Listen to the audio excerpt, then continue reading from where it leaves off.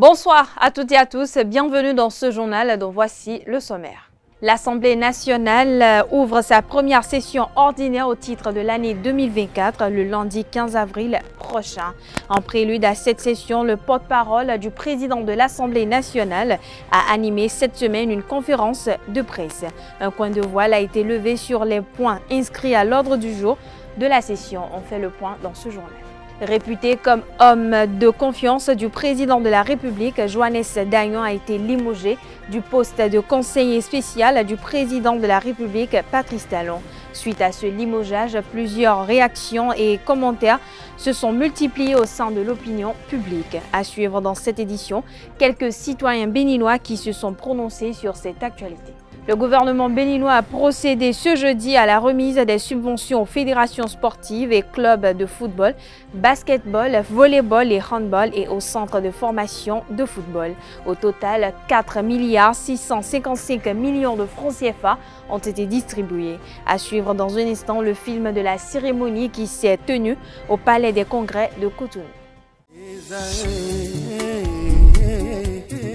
L'École supérieure d'administration, d'économie, de journalisme et des métiers de l'audiovisuel ESAE offre de nouveaux challenges pour l'année universitaire 2023-2024. Étudiantes et étudiants, parents d'élèves nouveaux bacheliers, ESAE, c'est la garantie d'une formation de qualité à des conditions très avantageuses. À Gbedjromede, à Papa, à Boumekalavi et Parakou, inscrivez-vous en administration générale, administration du travail et de la sécurité sociale, trésor et finances publiques, impôts, diplomatie et relations internationales, journalisme et métiers de l'audiovisuel, gestion des marchés publics, planification et développement local, sciences économiques, sciences juridiques et toutes les filières des sciences de gestion. ESAE vous offre des bourses, demi-bourses et de réductions pour les premières inscriptions dans toutes ces filières. Waouh! En licence 1, 2 et 3 et en master, bénéficiez jusqu'à 50% de réduction sur tous nos sites. N'est-ce pas génial? Infoline. ESAE Gbedjromede, 3e rue à droite en quittant le carrefour Le Jador pour la BIBE Jéricho ou au plus 229 90 93 65 21 98 98 14 00 à Kpakpa au plus 229 52 88 33 33 à Boumekalavi au plus 229 52 88 44 44 Parakou au plus 229 52 46 12 12.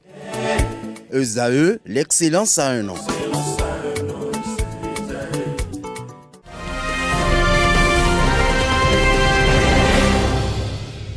À nouveau, bonsoir, ravi de vous retrouver et bienvenue si vous nous rejoignez. Avril 2016, avril 2024, cela fait exactement 8 ans que l'actuel locataire de la Marina a pris les rênes du pouvoir à la succession de Thomas Bouniaï. À 2 ans de la fin de son second mandat, les citoyens béninois font le bilan des réalisations du président Patrice Talon et lui attribuent une note. Il s'exprime au micro de ESAE TV.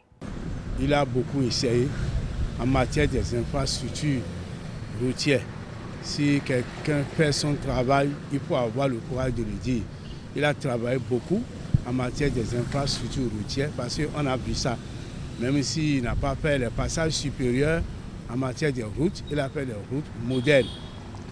Et certaines réalisations sur les papiers en ligne. Si vous voulez faire certaines choses aujourd'hui maintenant, je crois que vous n'avez plus besoin de faire des attroupements. En ligne seulement, vous le faites et vous êtes satisfait.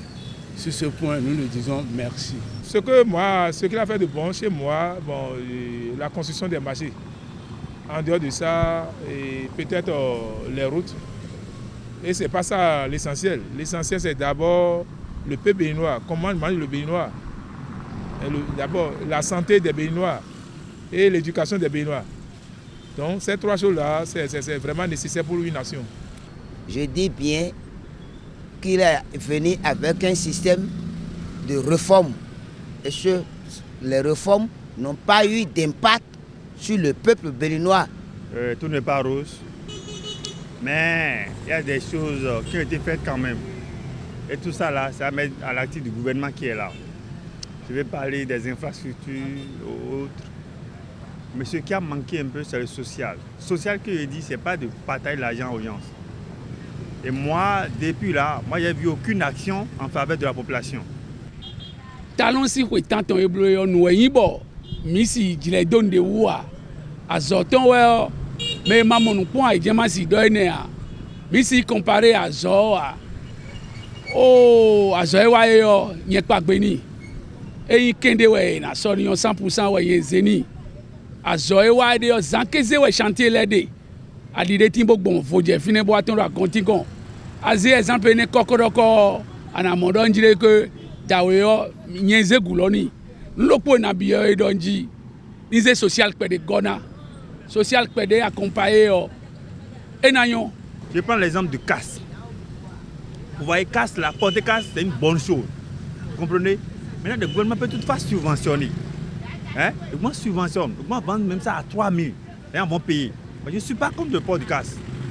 Mais c'est juste une proposition que je suis en train de faire. Vous comprenez un peu? Mais en dehors de ça, il y a la cherté de la vie au Bénin. Vous voyez, aujourd'hui, vous voyez la mesure du maïs, c'est à 400. S'il faut évaluer, bon, je pense qu'ils n'ont pas la moyenne. On va le noter 90%. Lui-même, face à Zissou dans ce pays, avait dit que ce n'est pas les routes qu'on mange. Le président de la République, Patrice Talon, a échangé ce mardi 9 avril 2024 avec les responsables des partis Mouel Bénin et Renaissance nationale. Au menu des discussions, l'avenir de chacun de ces partis au milieu de la majorité présidentielle, mais aussi les stratégies pour aborder les élections générales de 2026. Le point de la séance avec la télévision nationale. Mouel Bénin et Renaissance nationale, deux partis différents, même combat. Chacun, à sa façon, apporte son soutien à la gouvernance de Patrice Talon à la tête du Bénin depuis plusieurs années. En route vers les premières élections générales du pays, ils se montrent tous enthousiastes quand ils répondent à l'appel de leur leader. N'ayant pas des élus à l'Assemblée nationale ou dans les municipalités, le principal canal de communication mais également de concertation demeure nos rencontres autant officielles qu'officieuses avec la première autorité. Donc au cœur de nos échanges, la coordination de l'action gouvernementale au sein de la majorité présidentielle, le rapport de notre parti avec les autres partis ainsi que la préparation naturellement des échéances à venir. Une occasion pour le chef de l'État d'affirmer son attachement à Mouel Bénin. Sa reconnaissance à ce que Mouel Bénin fait à ses côtés depuis 2018. Le chef de l'État a dit qu'il est satisfait de ce que nous avons comme mosaïque aujourd'hui de la majorité présidentielle qui l'accompagne. Pas d'instruction, mais des échanges cordiaux. Le nouveau code électoral qui relève les conditions d'accès aux différents postes avait sa place au menu. Naturellement, nous parlons de partis politiques, le code électoral est ce qui régit la vie de ces partis politiques-là. Oui, le code électoral a été évoqué, l'intention qui a prévalu au vote de ce code électoral a été davantage clarifiée et le parti Renaissance nationale demeure droit dans ses bottes, soutient toujours l'action du gouvernement pour que les objectifs de réforme promis au peuple béninois soient atteints. Ce que nous savons à Mouel Bénin, c'est que nous sommes un parti républicain, un parti qui est respectueux des lois de la République, un parti qui est respectueux des institutions de la République. Si le corpus législatif ou institutionnel du Bénin conduit à un autre code, ben nous on est là seulement pour respecter. La naissance dans les prochains jours d'un cadre d'action concerté pour les 4 partis alignés derrière le chef de l'État ne devrait point surprendre. La communauté musulmane a célébré ce mercredi 10 avril 2024 la fête du Ramadan. Les fidèles musulmans ont sacrifié à la tradition comme il est de coutume chaque année en se rendant à la place Idi pour la grande prière de l'Aïd el-Fitri. C'est le cas avec les fidèles musulmans du quartier Mondo Commun. Une équipe de la rédaction de ESAE Télévision y était. Voici leur récit. Ils sont des centaines à se rassembler ici à Mondo Commun pour la grande prière de l'Aïd el-Fitr après 30 jours de jeûne et de prière en conformité avec les prescriptions du Coran. Derrière Fatih Tidjani, imam de la mosquée centrale de Monde Commun, les fidèles se recueillent avant de se retrouver en famille pour amorcer la célébration. Nous avons clôturé les jeûnes du mois de Ramadan dont le nombre fait 30 hier et aujourd'hui le premier jour du mois de Shawwal qui a constitué ou bien qui a représenté le jour de la fête de Ramadan. Nous avons clôturé et tout s'est bien passé par la grâce de Dieu. Nous avons célébré les deux prières, les deux unités de prière qui permettent de commencer la fête. Et après, nous avons écouté le serment. Au terme de cette prière, quelques fidèles musulmans évoquent le caractère de cette célébration et annoncent également les couleurs de ce Ramadan. On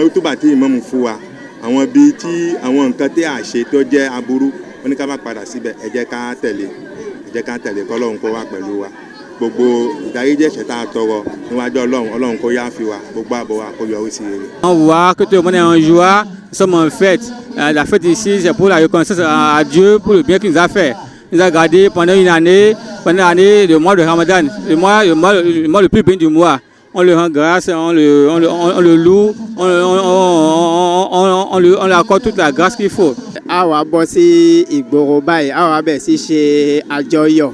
Àjọyọ̀ náà a ṣe de telle manière que a ní ṣe tí a tún fi rí ìbínú Ọlọ́run nítorí nínú wa náà ọ̀pọ̀ náà àwọn lòmíì náà ni wọ́n tún bọ́ sí ìgboro àwọn tó ti ṣe tán láti fẹ́ lọ nínú àwọn bivette wàláì kì í ṣe nǹkan tó dáa ọdún náà ká kó àwọn ọmọlé kéwú ká ṣe àjọyọ̀ ká dunnú ká kirikiri ká fi gbé ọdún náà ní àwùgẹ òun ni èyí tó bójúmu púpọ̀ Ọlọ́run kọ́ wa máa ṣe. Mais cette célébration laisse place à un nouveau mois de jeûne, le mois de Shawwal. Il est instauré 6 jours de jeûne qu'on appelle Situ Shawwal afin de rester toujours en communion avec notre Seigneur, de ne pas perdre les actes d'adoration, surtout le jeûne, l'habitude de jeûner. Donc, durant ce mois, qui sera composé aussi de 30 ou de 29 jours, nous avons la responsabilité, selon la tradition prophétique, de faire 6 jours de jeûne. Et le prophète nous a fait comprendre que celui qui arrive à jeûner ces 6 jours de jeûne-là aura la récompense de quelqu'un qui a jeûné durant toute sa vie. Le mois de Ramadan est un excellent moyen d'attirer les bénédictions et le pardon de Dieu. Les regards sont désormais tournés vers la deuxième plus grande fête de la communauté musulmane, la Tabaski.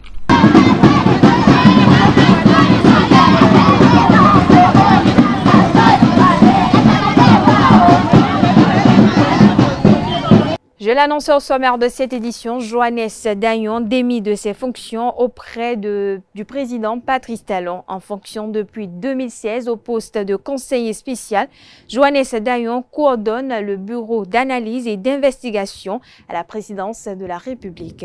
Johannes Dagnon est réputé comme homme de confiance du président Patrice Talon et un cerveau de son système. Dans certains milieux, il est cité parmi les probables dauphins pour 2026.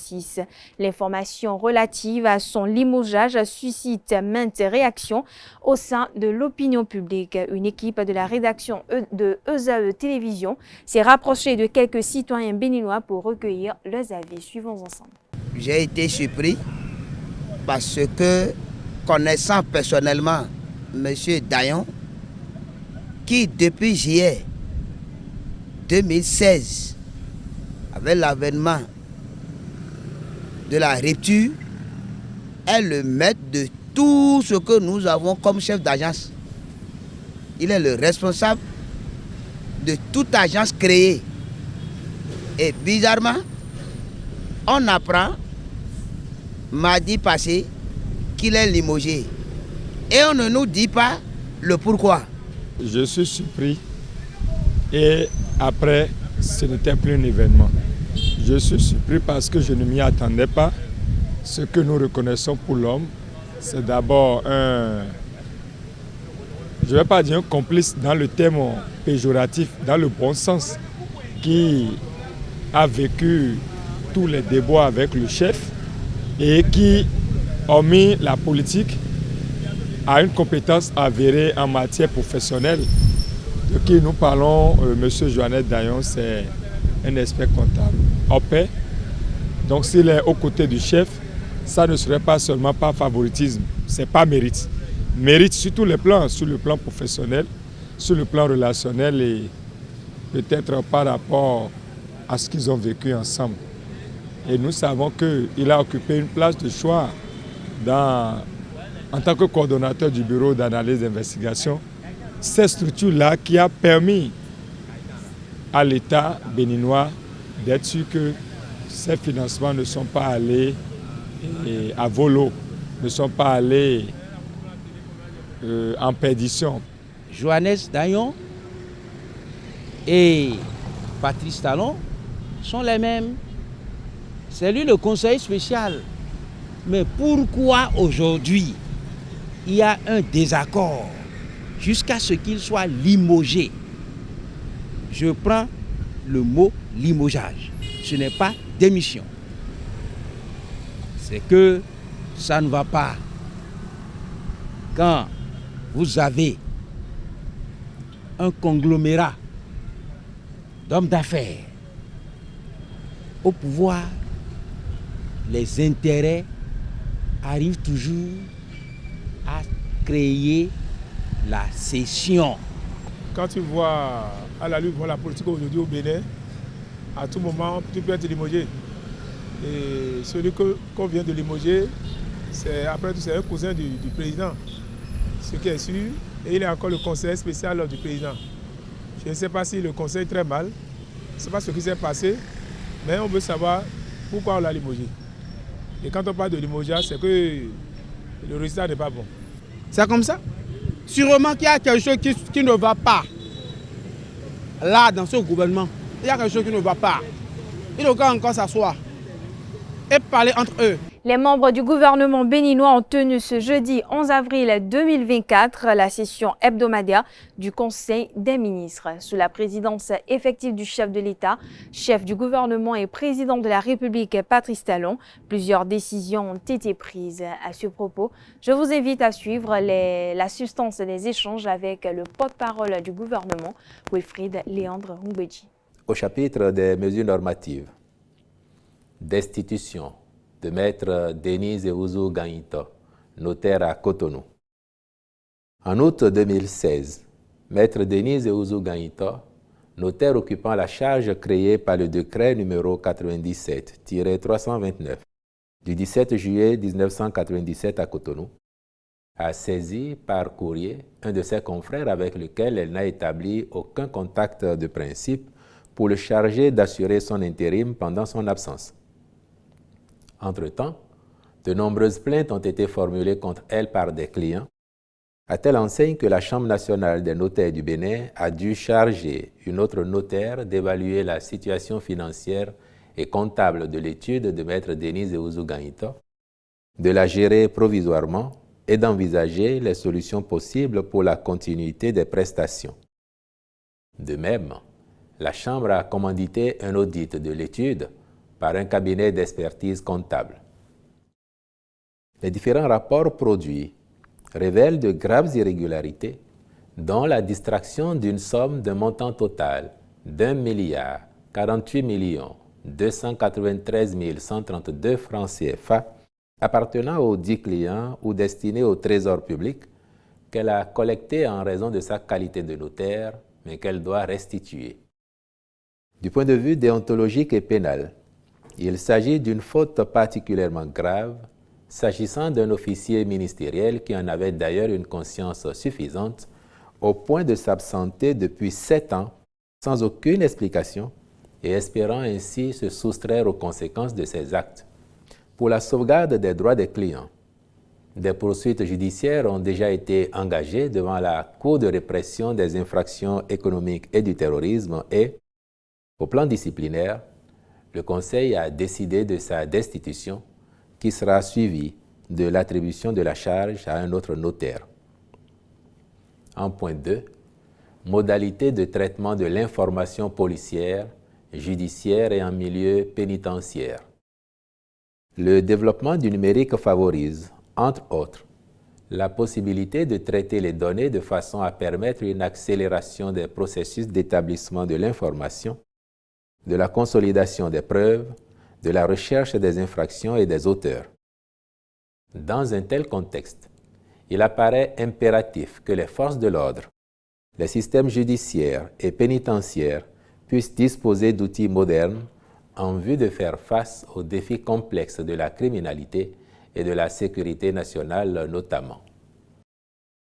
Par ailleurs, les bases de données contribuent à l'examen approfondi et permettent de stocker un large éventail d'informations telles que les antécédents judiciaires, les profils, les témoignages, des photos et des éléments d'identification qui facilitent l'accès rapide, la recherche et l'analyse d'informations utiles pour la découverte des infractions, les enquêtes et les procédures judiciaires, réduisant ainsi le temps et les aléas de la recherche selon des méthodes désuètes.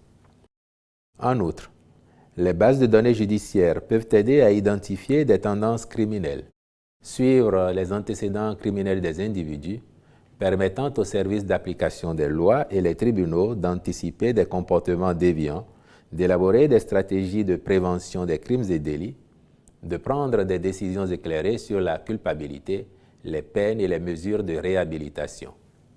Aussi, la mise en œuvre du présent décret permettra-t-elle de constituer des fichiers essentiels au bon fonctionnement du service public judiciaire et pénitentiaire tels que ceux relatifs aux informations policières, aux empreintes biométriques ou génétiques, au casier judiciaire, aux personnes, véhicules, documents, armes ou objets génétiques recherchés, ou encore au système informatisé de gestion des établissements pénitentiaires. Il convient de préciser que les finalités, mesures de sécurité organisationnelles et techniques, modalités de partage et de garantie des droits des personnes concernées ont été validées conformément aux tests en vigueur. En point 3. Création de la Société béninoise des infrastructures d'eau, SOBI SA, et approbation de ses statuts. Cette société participe de la mise en place d'un nouveau dispositif institutionnel performant et transparent, favorisant une répartition harmonieuse des rôles entre la maîtrise du patrimoine d'une part, le suivi de l'exploitation et de la maintenance d'autre part. En tant que société de patrimoine, la SOBI SA aura notamment en charge la planification du secteur sur la base des objectifs de développement fixés par l'État, la recherche de financement et la mise en œuvre des programmes d'investissement, le renouvellement des ouvrages et installations incombant à la partie publique, suivant les dispositions des contrats de délégation de services, la gestion physique et comptable du patrimoine du secteur de l'hydraulique, notamment la valorisation et l'amortissement des immobilisations. Elle assurera, par ailleurs, le suivi de l'exécution des délégations de gestion du service public de l'eau potable et le contrôle du respect des obligations, des critères de qualité et des objectifs de performance assignés aux opérateurs. En point 4, suspension provisoire de l'Ordre national des chirurgiens dentistes du Bénin. De nombreuses plaintes émanant des professionnels attestent que le dit ordre connaît de véritables préoccupations de gouvernance que les différents arbitrages opérés par le ministère de la Santé n'ont pas permis de surmonter. En plus, des difficultés notoires de collaboration existent entre l'ordre et le ministère de tutelle, de même qu'avec les partenaires internationaux effectuant des missions médicales. Par ailleurs, notre pays dispose aujourd'hui d'un effectif important de techniciens supérieurs en odontologie qui n'arrivent pas à s'installer et, pour diverses raisons, ne peuvent être sollicités par les médecins chirurgiens dentistes. Il urge donc de revoir les tests organisant le secteur en vue de permettre aux différents corps qui le composent d'exercer librement leur profession selon leurs compétences. C'est pourquoi le Conseil a décidé de suspendre provisoirement l'Ordre national des chirurgiens dentistes pour une durée de 12 mois. Il est mis en place un comité de relecture des tests régissant l'exercice de la profession, en l'occurrence dans le domaine de la chirurgie dentaire et de l'odontostomatologie. Le ministre de la Santé est instruit à l'effet de conduire dans les délais la mission prescrite. Le Conseil a également adopté, sous cette même rubrique des mesures normatives, le décret portant approbation des statuts de la Bibliothèque nationale du Bénin. Au chapitre des communications, en point 1, mise en œuvre du projet pilote de prise en charge intégrée des enfants autistes dans les communes de Cotonou et d'Abomey-Calavi. L'autisme est un trouble neurodéveloppemental qui se manifeste par une altération de la communication et des interactions sociales. De ce fait, les enfants qui en sont affectés sont stigmatisés et victimes de rejet par leur entourage, d'où des difficultés d'une vie en communauté. Or, ces troubles ont un impact important sur la vie scolaire et l'intégration sociale de l'enfant, ainsi que sur la cohésion de la famille. Sa prise en charge nécessite un investissement important auquel les parents n'arrivent pas à faire face convenablement. C'est pour faciliter les soins appropriés à cette maladie que le gouvernement a initié le présent projet pilote destiné à mettre en œuvre un ensemble d'actions visant à apporter un soutien scolaire, une assistance sanitaire et un accompagnement social personnalisé aux cibles. Les interventions du projet favoriseront en outre la mise en réseau des professionnels du domaine en vue de garantir un meilleur partage d'expériences et de bonnes pratiques aux fins de mieux répondre aux besoins spécifiques des enfants autistes. En point 2. Recrutement de 146 fonctionnaires de l'État, dont 100 greffiers, au profit du ministère de la Justice et de la Législation au titre de l'année 2024. Les défis à relever sur la voie de la modernisation progressive de la justice dans notre pays obligent à combler les besoins en ressources humaines pour y parvenir. Les profils recherchés à cette phase concernent les informaticiens pour les projets de numérisation des actes judiciaires, de sécurisation des actes, puis de collecte et traitement des condamnations pénales. C'est dans ce cadre que 23 informaticiens et 23 attachés des services judiciaires seront recrutés pour officier en binôme spécifique dans 23 juridictions. À ceux-ci s'ajouteront 100 greffiers en vue de renforcer les effectifs pour une plus grande efficacité de l'action de la justice. En point 3. Recrutement de 300 fonctionnaires au profit des douanes et du Trésor public au titre de l'année 2024. Les recrutements autorisés concernent d'une part 150 fonctionnaires des douanes à raison de 120 élèves préposés des douanes, 10 élèves contrôleurs des douanes et 20 agents relevant des corps des personnels techniques et administratifs. Il porte, d'autre part, sur 150 agents au profit de la Direction générale du Trésor et de la comptabilité publique, à raison de 50 contrôleurs du Trésor, 90 assistants du Trésor, 6 analystes programmeurs option génie logiciel et 4 analystes programmeurs option réseau et maintenance informatique. Le renforcement des personnels permettra à ces différentes administrations de mieux accomplir leur mission dans le sens de l'amélioration de leur performance.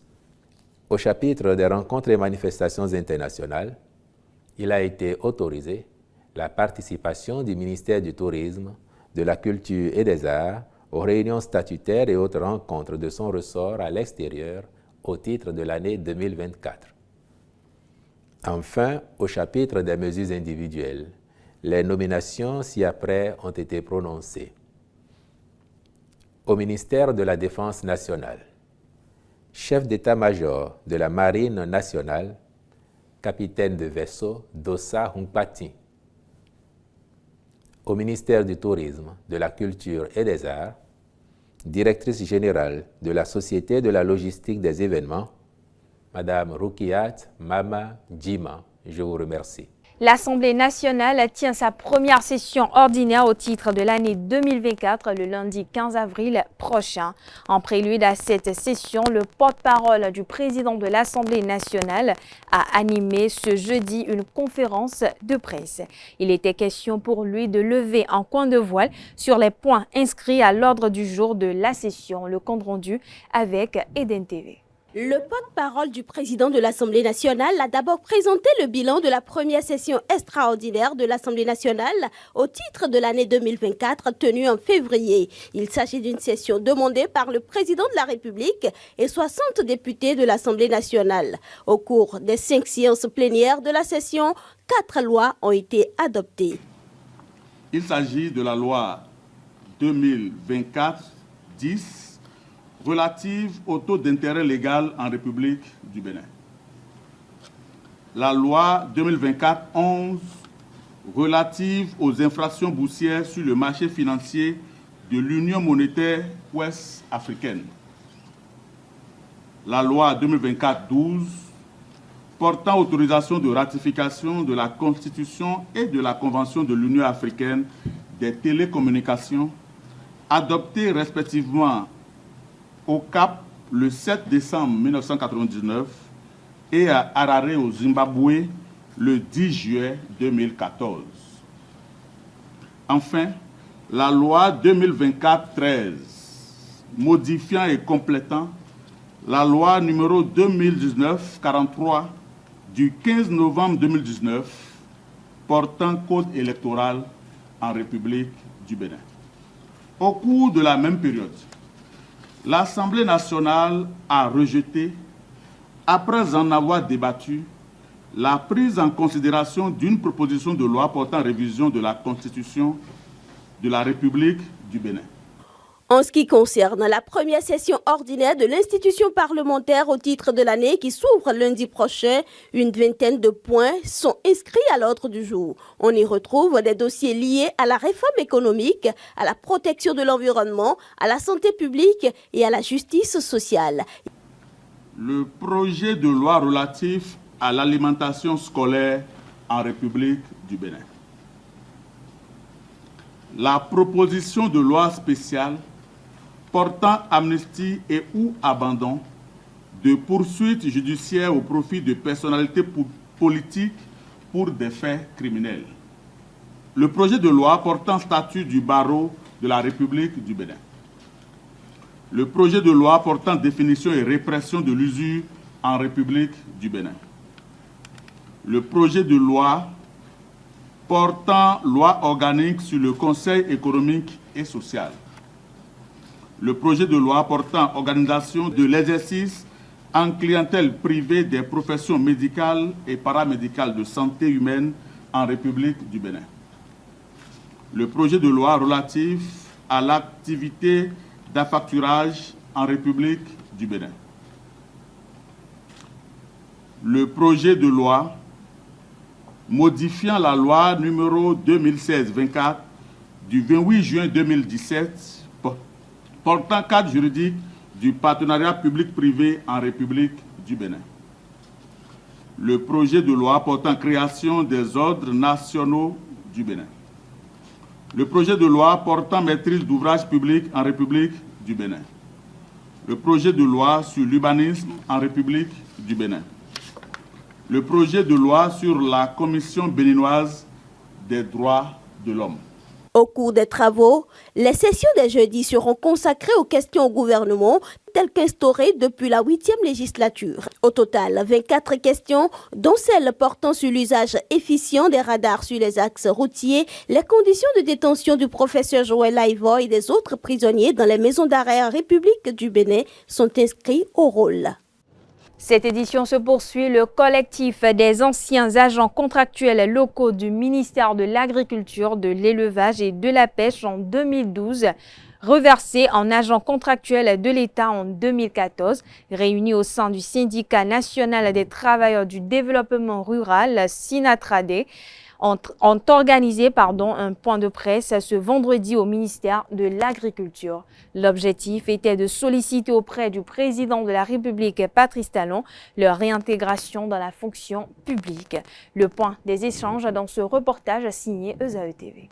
Déjà 8 ans que ces anciens agents contractuels locaux du ministère de l'Agriculture, de l'Élevage et de la Pêche, reversés en agents contractuels de l'État en 2014, ne figurent plus sur la liste des agents de la fonction publique. Une situation que déplore le secrétaire général confédéral de la Confédération syndicale des travailleurs du Bénin, CSTB. Comment comprendre que des gens recrutés officiellement par l'État en 2012, qui ont abandonné toutes les autres activités qu'ils menaient pour survivre. Et en 2016, on les renvoie pour qu'ils aillent faire quoi?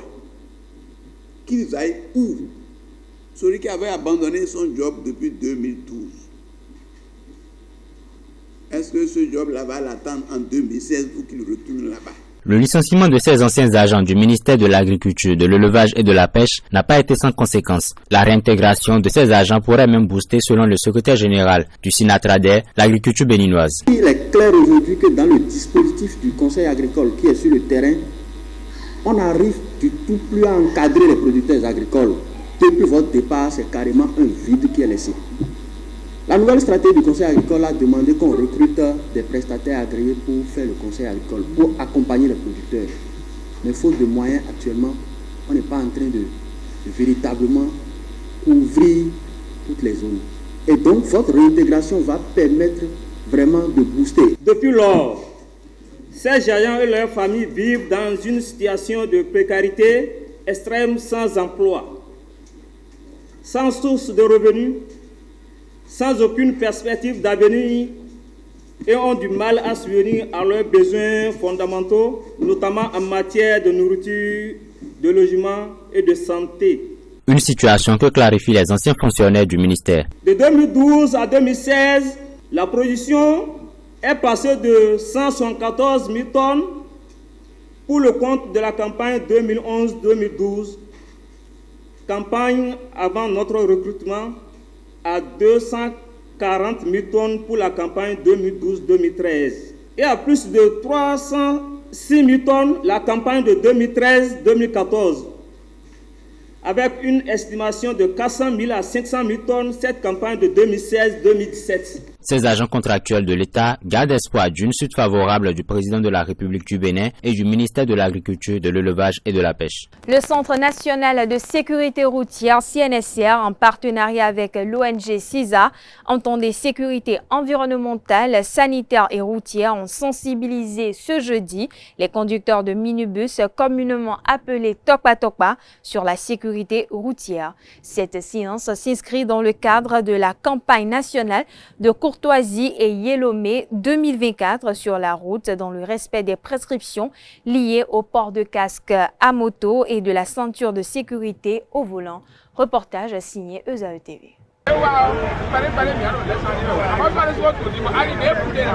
Ce jeudi matin, sur les différents parkings de minibus communément appelés Tokpa, les chauffeurs ont été sensibilisés sur le port de ceinture de sécurité et la surcharge, une initiative du Centre national de sécurité routière et l'ONG César. Spécialement à l'endroit des conducteurs de bus, on leur a expliqué les différents rôles et l'intérêt du port de la ceinture de sécurité dans le véhicule. Ceci dans le cadre de limiter les différents accidents de la route. Une manière pour les rappeler à l'ordre avant la deuxième phase de la répression des infractions au code de la route qui démarre bientôt. Alors nous leur rappelons surtout les contrôles qui seront effectués, surtout au niveau des pièces du véhicule, la visite technique, l'assurance, les documents administratifs du véhicule doivent être en forme et valides. Et puis le conducteur même doit avoir ses papiers à jour. Maintenant le véhicule, tous les équipements du véhicule doivent être au point, les accessoires de bord, ainsi que tous les compartiments techniques du véhicule doivent être en bonne forme. Et surtout ça, maintenant, le nombre de passagers, le surcharge, que ce soit en personne ou en marchandises, tout cela sera contrôlé sur nos routes. Le chargement mixte aussi est interdit et tout cela sera sanctionné prochainement sur nos routes. Et c'est ça que nous venons rappeler aux conducteurs. Le port de ceinture de sécurité pour tous les passagers à bord du véhicule, et on les sensibilise sur ça pour qu'ils puissent se préparer, s'aguerrir avant le jour J. Des conseils qui ne sont pas tombés dans les oreilles des sourds. Selon les questions De ces cibles que nous touchons, nous voyons que beaucoup d'entre eux sont intéressés par la thématique et ils sont en train de prendre des décisions. Beaucoup d'entre eux ont apprécié au moins l'initiative parce qu'ils ont jugé que c'est sécuritaire pour tous les passagers et les usagers de la route.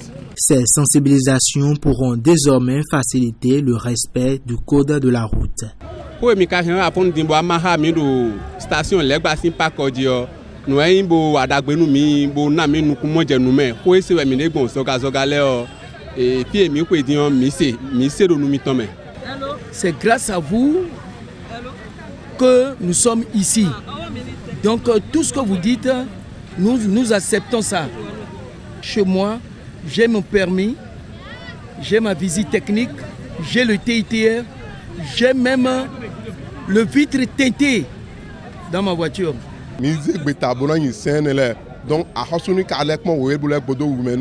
Avec ces engagements pris par les chauffeurs, nos routes seront désormais plus sûres.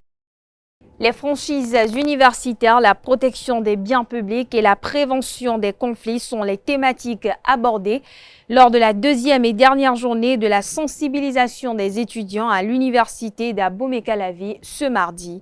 Le Centre des œuvres universitaires et sociales d'Abomey-Calavi, COUS-AC, a dépêché un ancien responsable étudiant, aujourd'hui enseignant de droit, Dr Edouard Tchakwe, pour entretenir les participants sur deux des sujets. Ce dernier expose le contenu de sa communication au micro de ESAE TV. Au-delà des parchemins qu'ils auront ici, qui leur seront décernés, il va bien falloir qu'ils se préparent à la vie. Et être un bon citoyen, c'est également qu'il faut maîtriser les règles qui organisent le vivre ensemble. Et donc, à l'occasion des revendications à l'université, vous n'êtes pas sans savoir qu'on enregistre des manifestations violentes. Il est donc de bon ton, il est d'une impérieuse nécessité que les autorités en charge de l'enseignement supérieur, le ministère de l'enseignement supérieur et de la recherche scientifique, puissent organiser à l'attention des étudiants en général et particulièrement ceux d'entre eux qui sont en charge de leur gestion des formations relatives aux franchises universitaires, qui est une thématique qu'ils exploitent, convoquent dans leur raisonnement pour donc faire des manifestations violentes. Et quand on parle de franchise universitaire, évidemment, il y a un lien que cela entretient avec les biens publics, parce que justement, les biens publics sont ceux-là qui appartiennent à une personne publique et qui sont affectés à une utilité publique. Dans le cadre des universités, nous avons les bâtiments, donc les amphithéâtres, nous avons le matériel roulant.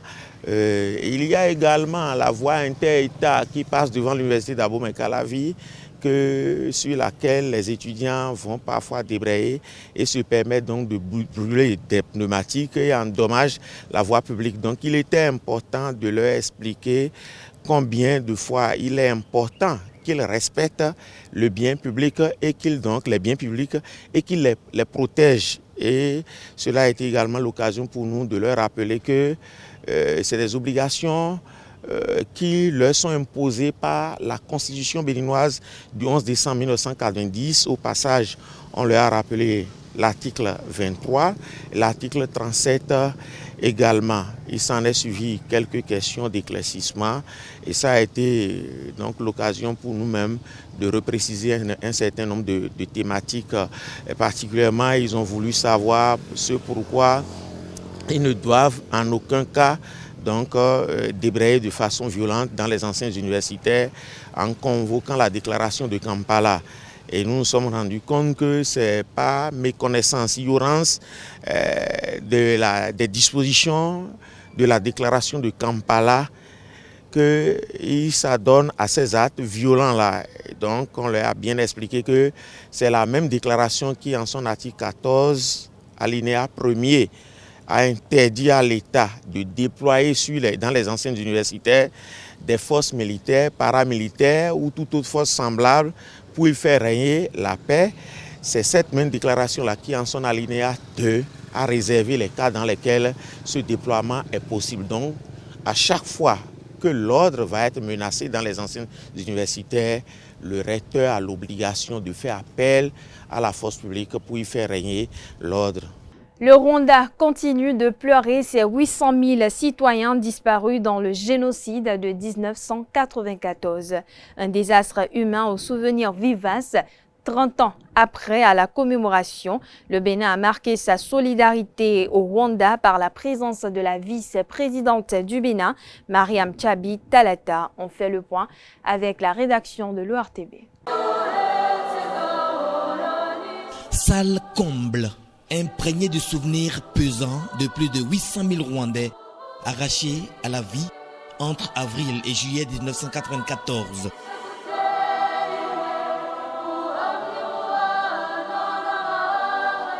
L'écho de la voix du président rwandais Paul Kagame résonne dans cette salle polyvalente de la Beka Arena, où se sont rassemblées des personnalités éminentes, parmi lesquelles la vice-présidente du Bénin, Mariam Tchabi Talata Zimeyerima, représentant le chef de l'État Patrice Talon.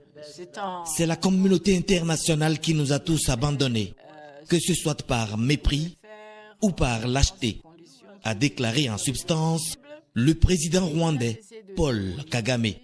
Nous avons tiré des leçons de notre expérience. Première leçon, seuls nous, les Rwandais et nos frères africains, peuvent donner de la valeur, estimer nos vies à la valeur juste. On ne peut pas demander aux autres de donner de la valeur à nos vies en tant qu'Africains.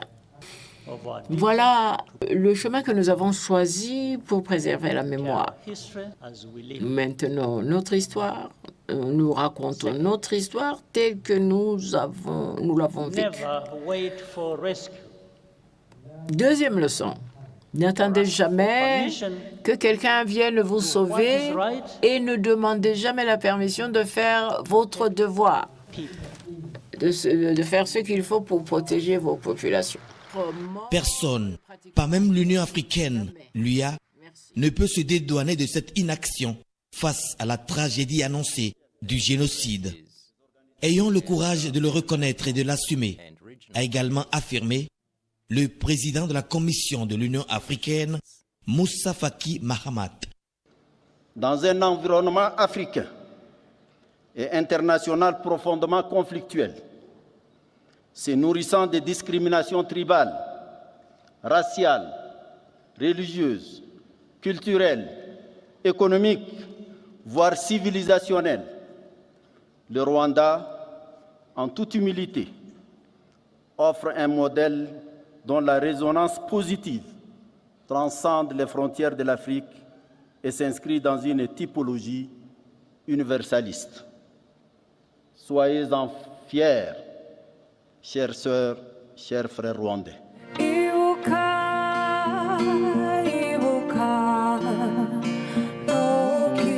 Le Rwanda demeure en proie à la douleur 30 ans après le génocide, malgré l'espoir porté par son peuple, désormais uni, loin des divisions ethniques.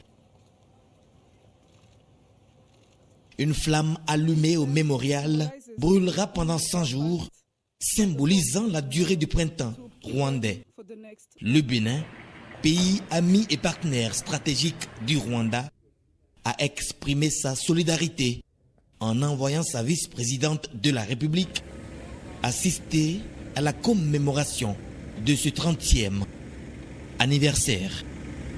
Dans le domaine de l'agriculture, le prix du maïs est en hausse depuis quelques semaines dans nos marchés. Une augmentation qui serait due au retard de la saison pluvieuse et qui profite à certains commerçants véreux qui font de la surenchère. Cette situation est mal vécue par les populations.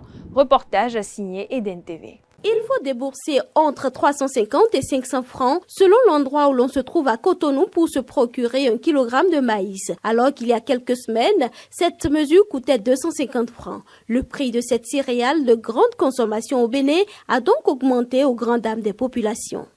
La mesure coûte à 350. Le sac, il y a pour 40 000. Il y a pour 35 000. Ça dépend de la quantité qui est dedans. Donc, nous vendons la mesure à 400 francs CFA. Le maïs est à 500 francs, c'était à 125 et on s'en procurait facile. Samedi, c'était à 400 francs, mais hier, au marché de Kokokodji, c'était à 500 francs. Pour Dame Ornella, vendeuse de maïs au marché d'Antokpa, il y en a qui font de la surenchère. Autrement, le prix du kilogramme de maïs ne devrait pas excéder 400 francs actuellement. Il y a d'autres personnes dans le marché ou dans les quartiers. Ils sont exagérés côté mesure là. Il y a d'autres qui vendent ça à 450. Nous là on dit que non, c'est exagéré. Nous on vend ça à 350. Bien mesuré, 350. Il y a des gens qui sont dans les quartiers, eux-mêmes voyagent. Donc parfois c'est le même prix au marché.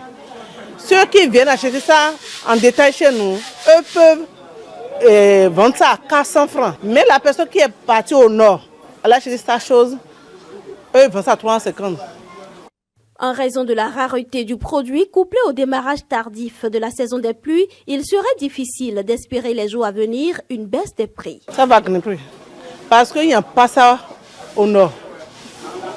Avant nous, on croyait que c'était le coton et acajou. Voilà que ce n'était pas le cas.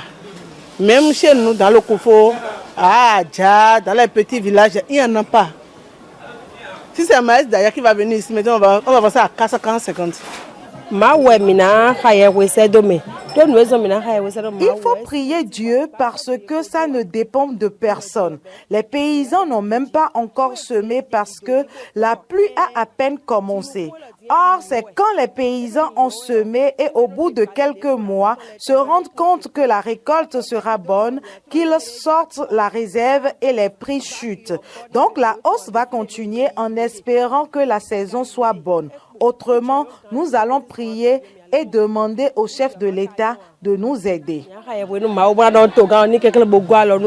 En dehors du maïs, plusieurs autres produits de grande consommation tels que le gari, le haricot, le riz et le manioc ont également connu une augmentation de prix. Exaspérée par la situation, Dame Narli appelle au secours.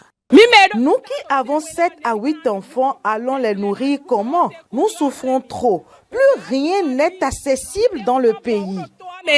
Selon les services de la météorologie au Bénin, les prévisions saisonnières prévoient non seulement un démarrage tardif des pluies, mais aussi des jours consécutifs sans pluie avec une fin précoce de la saison.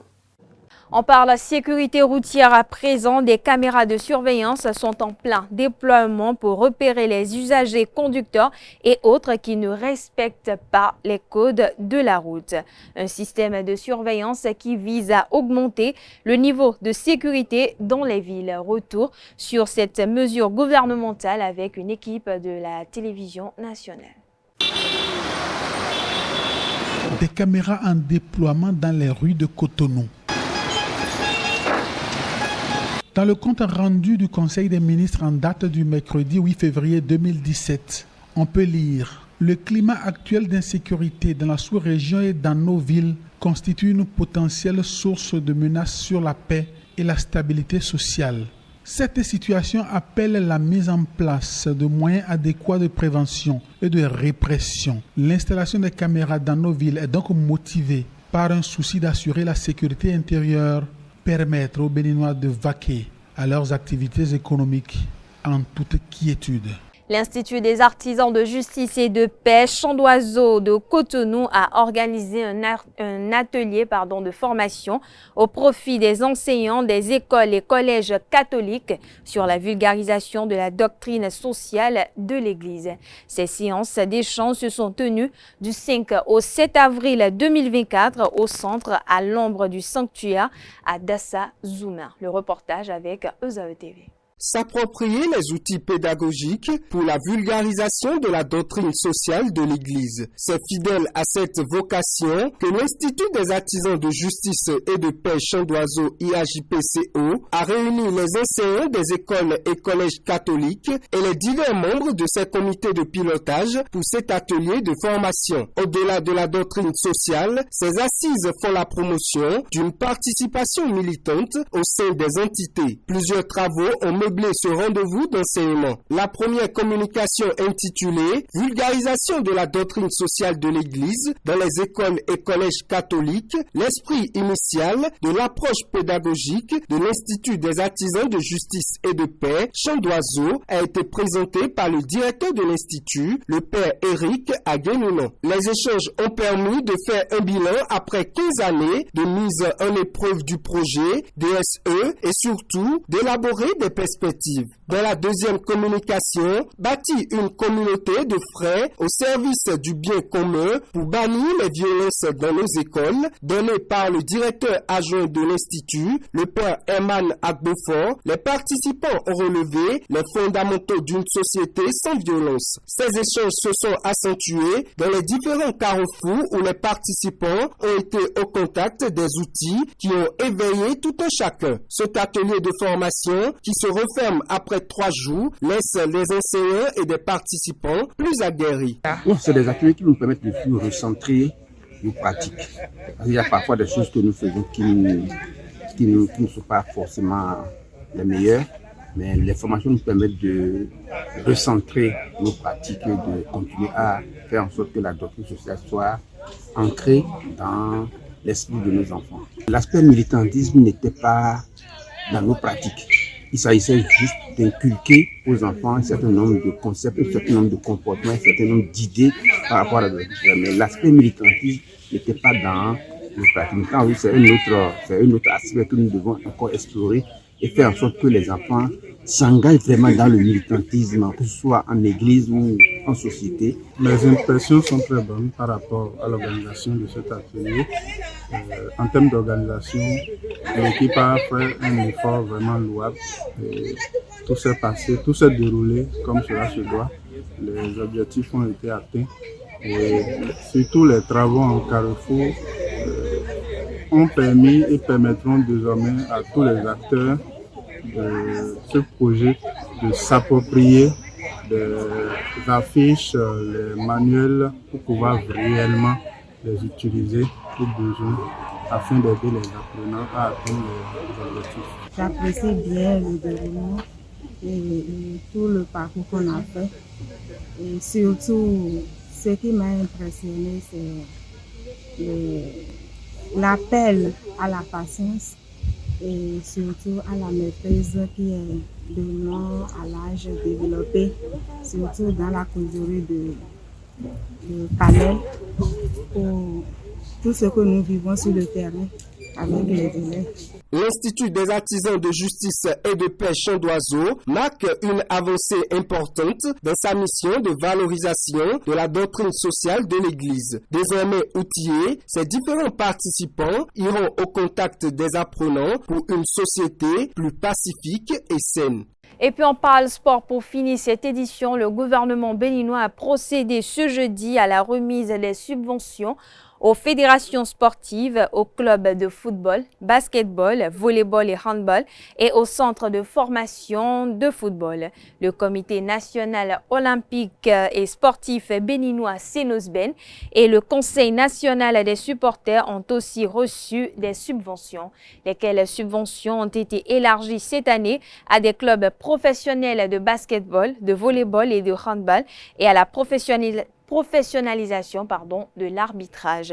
Au total, 4,655 milliards de francs CFA ont été distribués. La grande cagnotte de cette subvention est allée aux fédérations sportives. La cérémonie de remise s'est tenue ce jeudi au Palais des Congrès de Cotonou. Le film de la cérémonie avec l'ERTV. L'intention du gouvernement, celle de faire du Bénin une grande nation sportive, consiste à réaliser d'importants investissements en vue de professionnaliser notre sport. Pour y arriver depuis 2016, le gouvernement talon délie généreusement le cordon de la bourse nommée subvention. Fédérations et clubs sportifs de l'ensemble du mouvement sportif y ont droit. Pour l'année 2024, la cagnotte est de 4,655 milliards de francs CFA, une hausse de plus de 650 millions par rapport à 2023. Cette subvention est répartie entre 35 fédérations sportives, 36 clubs évoluant en ligue et Super Ligue professionnelle. 18 clubs masculins de la Ligue 3 amateur. 18 clubs féminins de football de la première division et 18 clubs de la deuxième division. 8 clubs professionnels de basketball, senior dames et 12 clubs senior hommes. 12 clubs professionnels de handball, senior hommes et 7 clubs senior dames. 10 clubs professionnels de volleyball, senior hommes et 7 clubs senior dames. 70 centres de formation sportive, 4 organes de soutien au sport, à savoir le Comité national olympique et sportif du Bénin, les directions techniques nationales, l'arbitrage sportif et le Conseil national des supporters. C'est une bonne nouvelle qu'annonce le patron des sports aux acteurs du mouvement sportif. Ils reçoivent avec beaucoup de sourire et de soulagement les chèques au nom de leur fédération, de leur club ou de leur centre de formation.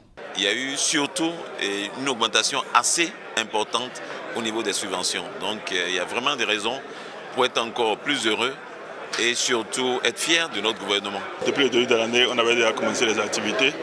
Je crois que ce financement va nous permettre d'accélérer beaucoup plus. Je profite également pour dire merci au gouvernement de Patrice Talon et à son ministre de continuer dans ce sens pour nous accompagner. Et ce message de Benoît Dato après la remise des chèques. La balle est désormais dans votre camp. Car vous devez travailler pour un nouveau visage du mouvement sportif national. Si la cagnotte des subventions a grossi, l'ACER doit s'entendre au mérite. Alors, les fédérations et clubs sportifs seront désormais évalués sur des critères précis avant de toucher à l'argent public, un bien précieux. Merci à vous, chers internautes. Ainsi prend fin cette édition. Merci de l'avoir suivi. Merci de votre fidélité. Belle suite de programmes sur ESAE TV.